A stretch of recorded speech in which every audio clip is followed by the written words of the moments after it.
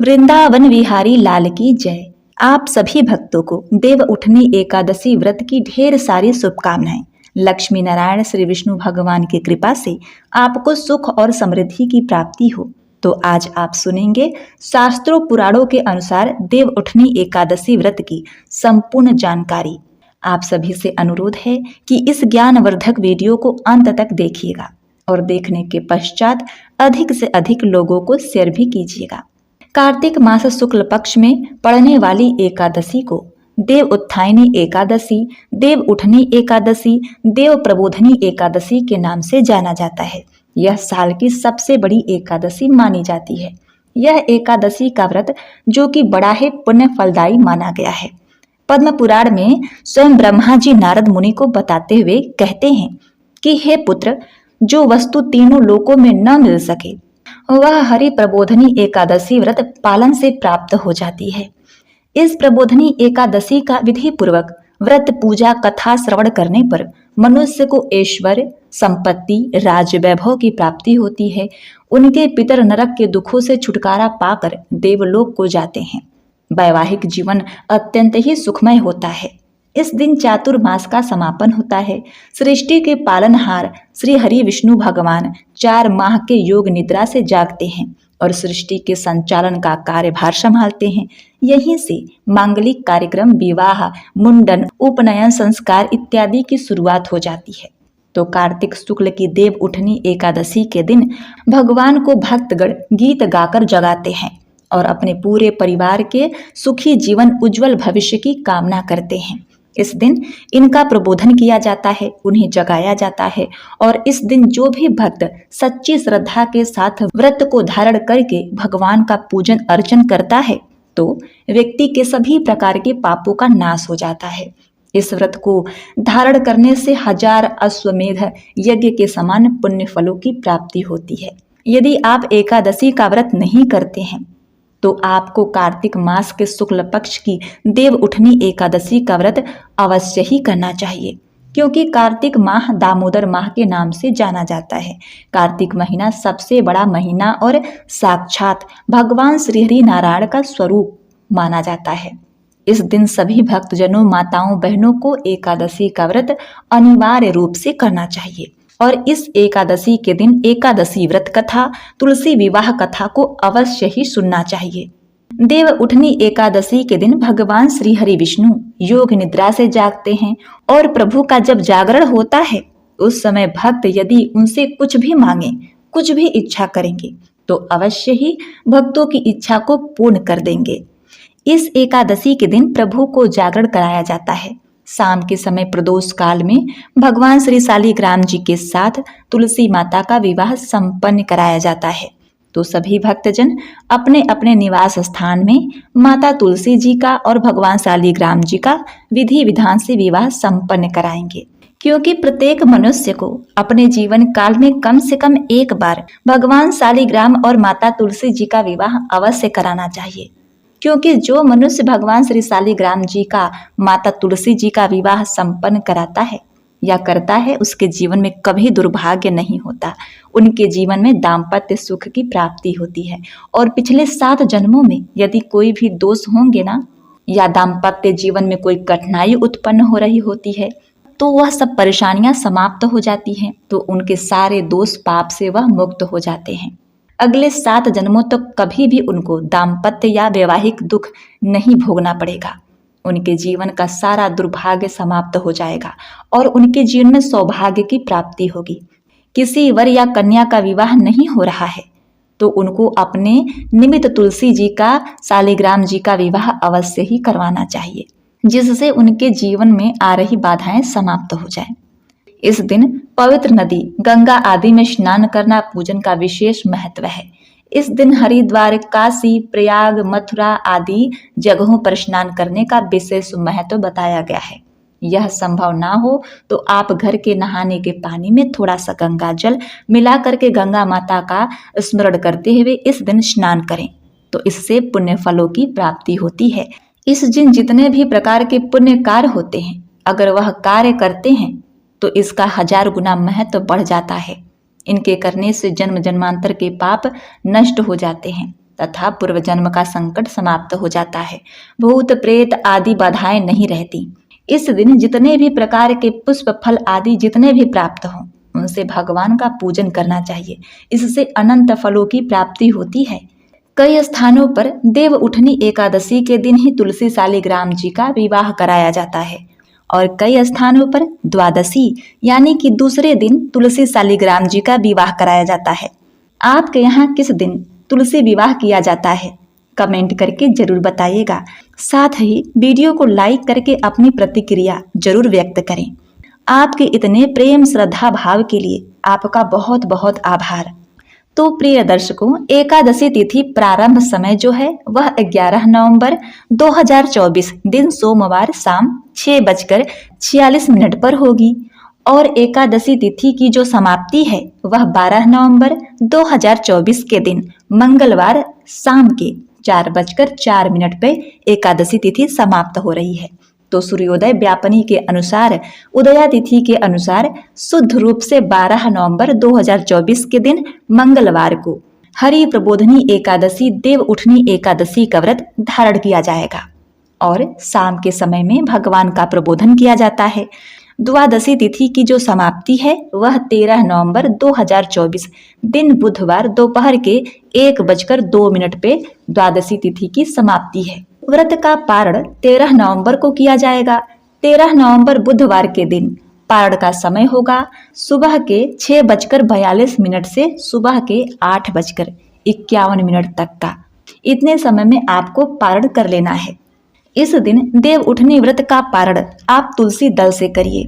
यदि तुलसी दल संभव ना हो तो आप जल या फल से व्रत का पारण कर सकती हैं।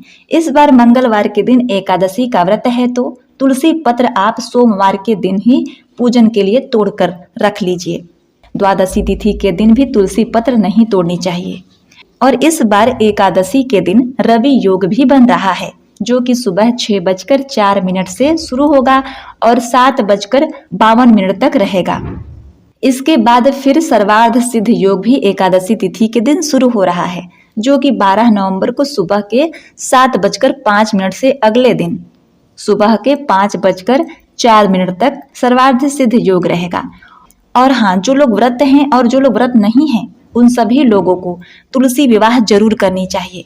यदि घर में तुलसी का पेड़ है तो इस दिन तुलसी विवाह अवश्य करें। तो अब इस प्रबोधनी एकादशी देव उठनी एकादशी की महत्व को समझते हुए प्रबोधनी एकादशी व्रत कथा को भी श्रवण कर लेते हैं। प्रबोधनी एकादशी व्रत कथा। किसी नगर में एक राजा था। उसके राज्य में प्रजा बहुत ही सुखी थी। एकादशी के दिन उसके राज्य में कोई भी एक अन्न ग्रहण नहीं करता था, न ही अन्न बेचता था। सभी लोग फलाहार करते थे। एक बार भगवान श्रीहरि ने राजा की परीक्षा लेनी चाहिए। तब भगवान श्रीहरि एक सुंदर स्त्री का रूप धारण करके सड़क पर बैठ गए। जब राजा वहां से गुजरा तो उसने उस स्त्री को देखा। उसकी सुंदरता को देखकर राजा चकित रह गया। राजा ने उससे पूछा, हे सुंदरी, तुम कौन हो और इस तरह यहाँ बीच सड़क पर क्यों बैठी हो? तब सुंदर स्त्री बने भगवान बोले, मैं बेसहारा हूँ। इस दुनिया में मेरा कोई जानने वाला नहीं है। मैं किससे सहायता मांगूं? राजा पहले ही उसके रूप पर मोहित हो चुका था। तो उसने उस सुंदरी से कहा, तुम मेरे साथ मेरे महल चलो और मेरी रानी बनकर रहो। यह सुनकर वह सुंदर स्त्री बोली, मैं तुम्हारी बात मान लूंगी, पर तुम्हें इस राज्य का अधिकार मुझे सौंपना होगा। राज्य पर मेरा पूर्ण अधिकार होगा। मैं जो भी बनाऊंगी तुम्हें खाना होगा। राजा उसके रूप पर मोहित था, इसलिए उसने उस सुंदरी की सभी शर्तें स्वीकार कर ली और उस सुंदरी को अपने महल में ले गए और उससे विवाह कर उसे रानी बना लिया। अगले ही दिन देव उठनी एकादशी थी। उस सुंदरी ने सभी को आदेश दिया कि बाजारों में बाकी दिनों की तरह अनाज बेचा जाए। उसने महल में मांसाहारी भोजन पकवाया तथा परोस कर राजा को खाने के लिए कहा। यह देखकर राजा बोला, हे रानी, आज देव उठनी एकादशी है, मैं तो केवल फलाहार करूंगा। तब उस सुंदरी ने अपनी शर्त राजा को याद दिलाई और कहा, महाराज, यह खाना आपको खाना होगा, नहीं तो मैं बड़े राजकुमार का सर कटवा दूंगी। यह सुनकर राजा बड़ा ही दुखी हुआ। उसने अपनी स्थिति अपनी बड़ी रानी से कही। तब बड़ी रानी बोली, महाराज, बड़े राजकुमार की बलि दे दीजिए, बेटा तो फिर मिल जाएगा लेकिन धर्म नहीं मिलेगा। ऐसा कहकर बड़ी रानी रोने लगी।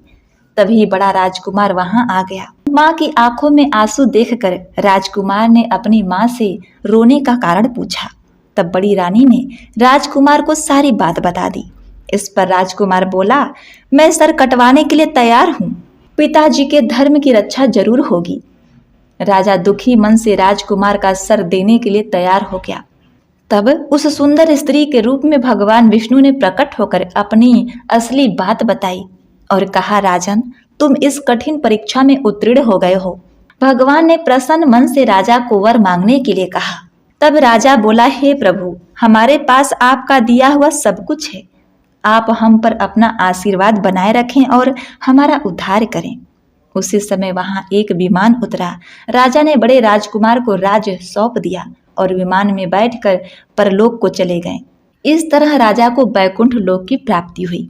हे भगवान श्री हरि विष्णु, जैसे आपने राजा का उद्धार किया, उसी प्रकार इस कथा को सुनने वाले, पढ़ने वाले और इस व्रत को विधि पूर्वक करने वाले, हुंकारा भरने वाले सभी पर कृपा करना। जय श्री हरि विष्णु। प्रिय भक्तों, अब आइए जानते हैं भीष्म पंचक व्रत और तुलसी शालिग्राम विवाह के बारे में। देव उठनी एकादशी कार्तिक मास की यह अंतिम एकादशी है और चातुर्मास की भी अंतिम एकादशी है। इसीलिए देव उठनी एकादशी अत्यंत ही विशेष है। इस दिन से भीष्म पंचक व्रत का भी प्रारंभ हो रहा है।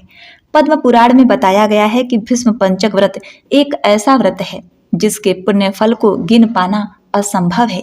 इस व्रत के विषय में स्वयं भगवान श्री हरि कृष्ण ने भीष्म पितामह को बताया था और कुरुक्षेत्र की युद्ध भूमि में बाण शैया पर लेटे हुए भीष्म पितामह ने इस व्रत का पालन किया था और तभी से भगवान के आशीर्वाद से इसे भीष्म पंचक के नाम से जाना जाता है। यह व्रत 5 दिनों तक होता है। इन 5 दिनों में कठोर तपस्या का पालन करके उपवास और भीष्म पितामह को अर्घ्य और तर्पण अर्पित किया जाता है। ऐसा कहा जाता है कि जो भी मनुष्य पूर्ण कार्तिक मास का पालन नहीं कर सकते, वह अगर भीष्म पंचक के 5 दिनों तक का पालन करते हैं तो उन्हें संपूर्ण कार्तिक मास का फल मिल जाता है। और यह भीष्म पंचक व्रत प्रत्येक वर्ष कार्तिक मास के शुक्ल पक्ष की एकादशी से लेकर कार्तिक पूर्णिमा तक 5 दिनों तक मनाया जाता है।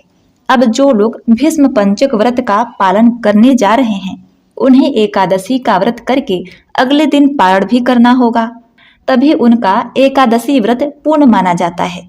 तो अब प्रश्न ये उठता है कि अगर जिन्होंने अन्न का त्याग करके भीष्म पंचक व्रत किया है, वे इस एकादशी का पारण कैसे करेंगे? तो इस विषय में हमारे शास्त्रों में प्रमाण मिलता है कि जिन लोगों ने बिना अन्न के भीष्म पंचक व्रत रखा है, वे मात्र चावल के एक दाना लेकर उसे भगवान को अर्पित करके उसी से एकादशी व्रत का पारण कर सकते हैं। ऐसा करने से उनका एकादशी व्रत भी पारण हो जाएगा और भीष्म पंचक व्रत भी अखंड बना रहेगा। इसी एकादशी के दिन से तुलसी विवाह का भी प्रारंभ हो जाता है। सामान्य रूप से प्रत्येक वर्ष कार्तिक मास की एकादशी से लेकर पूर्णिमा तक तुलसी विवाह मनाया जाता है। कई स्थानों पर देव उठनी एकादशी के दिन ही तुलसी विवाह करते हैं, तो कई स्थानों पर पूर्णिमा पर। और इस प्रकार तुलसी विवाह करने के लिए कोई भी शुभ दिन, जो कि एकादशी से लेकर पूर्णिमा के बीच में आ रहा हो, योग्य दिन और योग्य शुभ मुहूर्त देखकर तुलसी विवाह कराया जा सकता है। चातुर्मास का पालन आषाढ़ मास की पूर्णिमा से लेकर कार्तिक मास की पूर्णिमा तक करते हैं। इसीलिए चातुर्मास की पूर्णाहुति भी इसी कार्तिक पूर्णिमा के अंतिम दिन होगी और अधिकतर स्थानों पर कार्तिक पूर्णिमा के दिन भी तुलसी विवाह किया जाता है। तो अब आइए जानते हैं तुलसी विवाह का शुभ मुहूर्त। पंचांग के अनुसार कार्तिक मास के शुक्ल पक्ष की द्वादशी तिथि की शुरुआत 12 नवंबर को शाम 4:02 पर होगी। वहीं इस तिथि का समापन 13 नवंबर को दोपहर 1:01 पर होगा। ऐसे में इस बार तुलसी विवाह 13 नवंबर को है।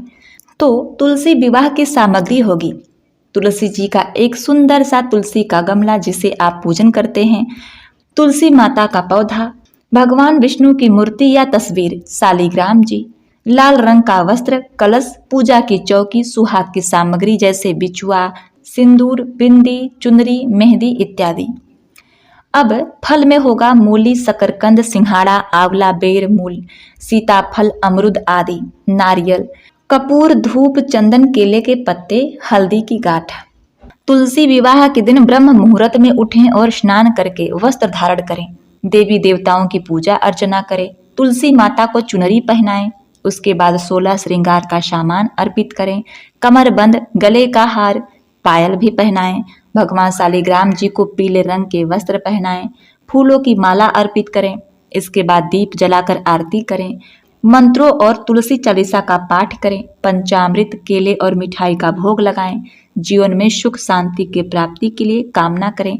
अंत में लोगों को प्रसाद वितरण करें। इस प्रबोधनी एकादशी या फिर तुलसी विवाह वाले दिन आप इस मंत्र का जाप करें। ओम नारायण विद्महे वासुदेवाय धीमहि तन्नो विष्णु प्रचोदयात्, या फिर श्री कृष्ण गोविंद हरे मुरारी, हे नाथ नारायण, हे वासुदेवाय। देव उठनी एकादशी पर भगवान विष्णु को जगाने का मंत्र। अब देखिए, देव उठनी एकादशी पर रखें विशेष बातों का ध्यान। देव उठनी एकादशी पर मांस, मदिरा, मछली, प्याज, लहसुन, किसी भी प्रकार का तामसिक भोजन और अनाज का सेवन करने से बचना चाहिए। इस दिन फलाहारी जैसे फल, दूध, मेवा, मिठाई आदि का सेवन कर सकते हैं। इस दिन चावल के सेवन से बचना चाहिए। देव उठनी एकादशी पर तुलसी के पत्ते तोड़ने से बचें, क्योंकि इसे अशुभ माना जाता है। एकादशी व्रत से एक दिन पहले ही तुलसी पत्र तोड़कर रख लेना चाहिए। आशीर्वाद और सौभाग्य के लिए इस दिन श्री कृष्ण गोविंद हरे मुरारी हरे, हे नाथ नारायण, हे वासुदेवाय या किसी अन्य भगवान विष्णु के मंत्र का जाप करना चाहिए। इस दिन विष्णु और नारायण को तुलसी पत्र के साथ ही भोग लगाएं। इस शुभ व्रत पर श्री हरि की कृपा के लिए कमल का फूल अवश्य चढ़ाएं। एकादशी व्रत से एक दिन पहले सिर धो लें और एकादशी के दिन अपने बाल धोने से बचें। इस शुभ तिथि पर भक्तों के लिए दिन में सोना मना है, खासकर जब वे उपवास कर रहे हों। इस दिन झूठ बोलना और अपमानजनक भाषा का प्रयोग करने से बचना चाहिए। इस मौके पर गरीबों की मदद करना चाहिए, दान दक्षिणा करना चाहिए और किसी के अहित के बारे में कदापि नहीं सोचना चाहिए। तो प्रिय भक्तगणों, यह थी देव उठनी एकादशी प्रबोधनी एकादशी की पुराणों और शास्त्रों के अनुसार उपाय, विधि, महत्व, कथा।